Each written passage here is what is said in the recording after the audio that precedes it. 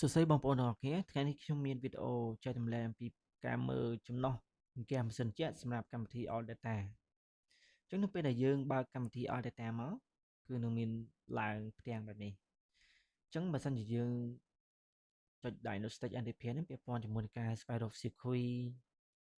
សម្រាប់រថយន្តអញ្ចឹងបើសិនជាយើងចង់មើលទៅលើប្រភេទប្រេងឬក៏ចំណុះរបស់ហ្គាម៉ាស៊ីនជាក់គឺយើងចុចយកពាក្យ Maintenance អញ្ចឹងពេលដែលយើងចុចពាក្យ maintenance ហ្នឹងវានឹងលោតផ្ទាំងបែបនេះអញ្ចឹងសម្រាប់កម្មវិធីនេះគឺយើងអាចមើលរហូតដល់ឆ្នាំ2014ថ្ងៃនេះខ្ញុំជ្រើសយក2006ចុះហើយខ្ញុំជ្រើសយក Toyota អញ្ចឹងយើងយកទៅលើប្រភេទរថយន្តព្រុសដែលម៉ាស៊ីនរបស់វាគឺ1.5 លីត្រគឺឈ្មោះរបស់វាគឺ 1NZFXZ ប្រភេទ hybrid អញ្ចឹងយើងជ្រើសយកពាក្យ OK មកអញ្ចឹងវានឹងលោតបែបនេះវាចឹងទៅលើ maintenance គឺអាចយើងឆែកទៅមើលបានច្រើនអញ្ចឹងយើងទៅមើលចំណុះរបស់ gear ម៉ាស៊ីនត្រជាក់គឺយើងចុចយក float នេះមកអញ្ចឹង float គឺយើងចូលទៅមើលប្រភេទប្រេងជាច្រើនអញ្ចឹងអាចមើលប្រភេទប្រេងប្រាំងទឹក coolant អីចឹងទៅអញ្ចឹងមកយើងចង់មើលទៅលើប្រភេទម៉ាស៊ីន gear របស់ម៉ាស៊ីនត្រជាក់អញ្ចឹងយើងជ្រើសយក refrigerant នេះមកអញ្ចឹងយើងចុចវាមកយើងអាចចូលទៅលើ testing អញ្ចឹង testing យើងអាចទៅលើគេប្រាប់អំពីការមើលនៅខាងក្រៅតើយើងត្រូវមើលកន្លែងណាអញ្ចឹងមកយើងចង់ដឹងថា gas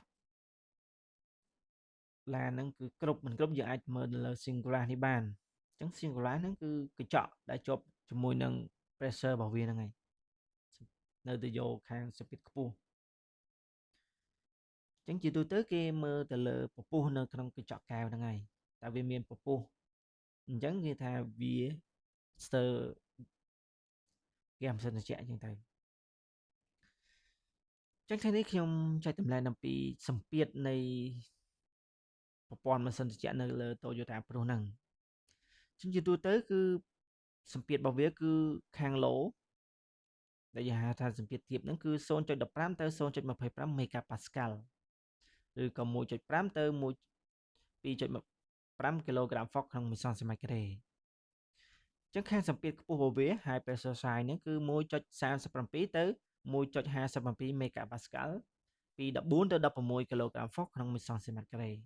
ញ្ចឹងសម្ពាធជាទូទៅរបស់វាគឺប៉ុណ្ណឹងសម្រាប់ Toyota Prius ហ្នឹងតែយើងទៅមើលចំណុះរបស់វា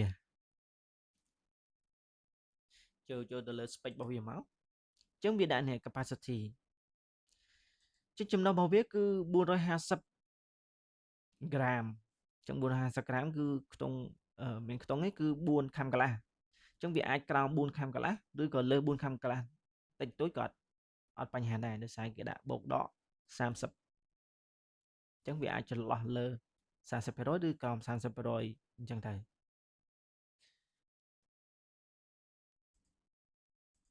ចុងប្រភេទរបស់វាគឺគេប្រើ Air 134A អញ្ចឹងសម្រាប់ប្រភេទ gear គឺ Air 134A ចឹងថ្ងៃនេះខ្ញុំមានវីដេអូតែប៉ុណ្្នឹងទេអរគុណសម្រាប់ការទស្សនានៅវីដេអូនេះ